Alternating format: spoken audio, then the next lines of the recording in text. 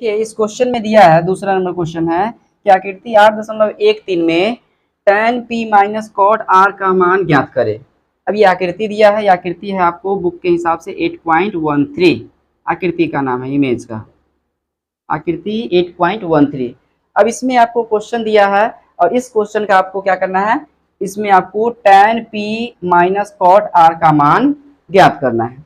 सबसे पहले क्या करेंगे, हम लोग हल लिख देंगे। अब इसमें दिया है कुछ वैल्यू, क्या दिया है, पी क्यू बराबर 12 सेंटीमीटर, इस समकोण त्रिभुज है, यहाँ लिख सकते हैं, दिया है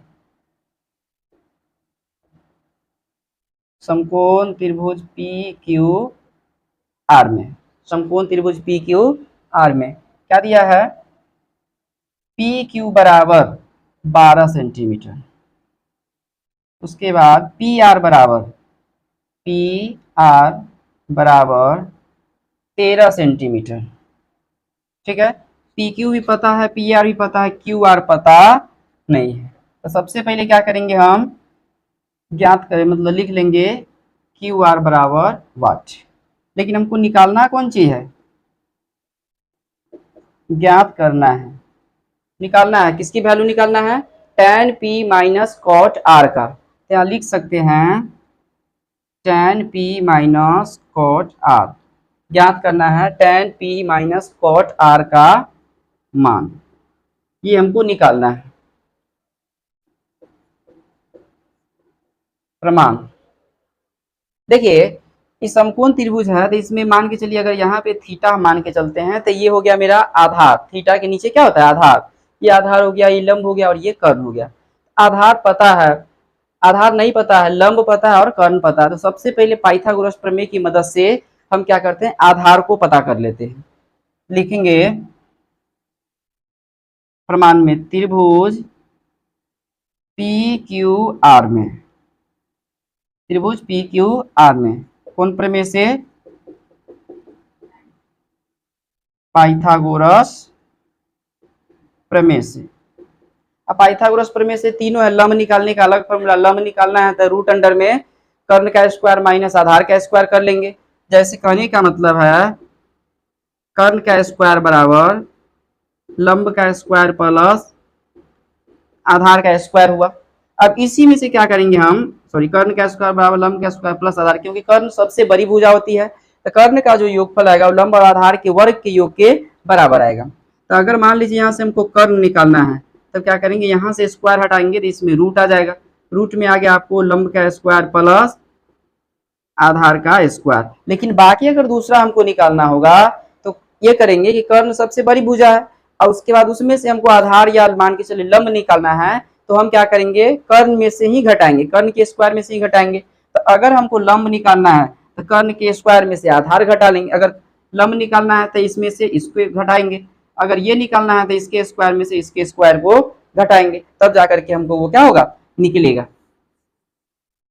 तो हम क्या करेंगे, हम यहाँ पे हमको पता करना है क्यू आर, जो आधार है, क्यू आर बराबर क्या करेंगे, रूट अंडर पी आर का स्क्वायर, यानी कि देखिए ये हो गया आधार, आधार का स्क्वायर बराबर कर्ण का square, P Q, P R क्या है, कर्ण, कर्ण का स्क्वायर माइनस लंब का स्क्वायर, लंब कौन है, पी क्यू का स्क्वायर।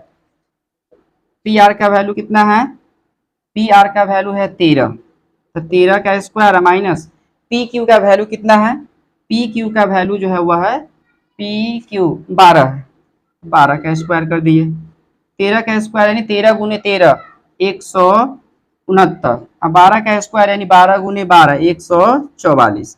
अब इसको क्या करेंगे, 169 में से 144 घटेगा, कितना बचेगा, 169 में से 144 को घटाएंगे तो बचेगा 25।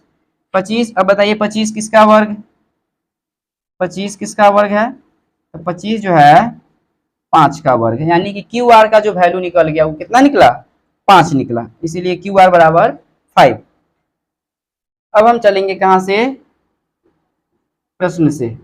प्रश्न क्या कर रहा है, मान ज्ञात करना, tan p minus cot r, यहाँ लिखेंगे हम tan p minus cot r।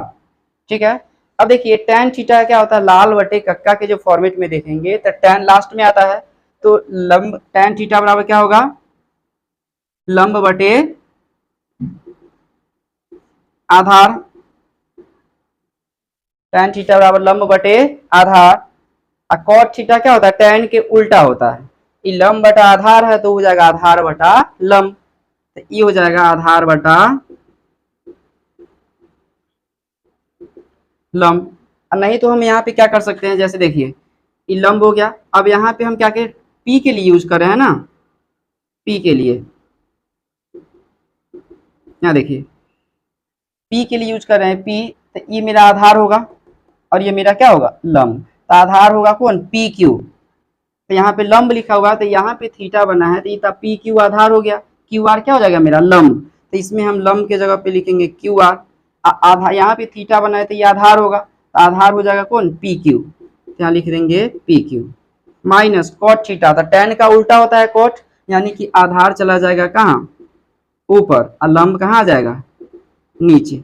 अब देखिए आर पे थीटा बना है, यहाँ पे थीटा बना है, तो यहाँ पे थीटा बना है तो आधार कौन होगा, क्यू आर, आधार कौन होगा, क्यू आर।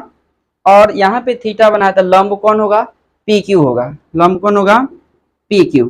ठीक है, अब क्या कीजिए, वैल्यू रखिए इसमें, क्यू आर का वैल्यू कितना है, क्यू आर का वैल्यू अभी निकाले हैं 5, तो यहाँ हो जाएगा 5 अब बटा में पी क्यू का वैल्यू 12, 5 बटा 12, माइनस है तो माइनस, ये है क्यू आर बटा पी क्यू, तो ये सेम है क्यू आर बटा पी क्यू आर बटा पी क्यू, यानी 5 बटा 12। इसको हम यहीं पर भी काट सकते हैं, 5 बटा 12 में से 5 बटा 12 गया 0, और नहीं तो आपकी इच्छा है तो इसको भिन्न का जोड़ करके, भिन्न का घटाओ, 12 12 का लौसा लेंगे 12, 12 एकम 12 तो 5 एकम 5, माइनस 12 एकम 12 तो 5 एकम 5, 5 में से 5 गया 0, 0 बटा 12 यानी कि 0 आंसर। ऐसे भी कर सकते हैं, और नहीं तो 5 बटा 12 से प्लस 5 बटा 12 से माइनस 5 बटा 12 को आप काट सकते हैं। इसको काट देंगे तो यहाँ से भी आंसर निकल सकता है।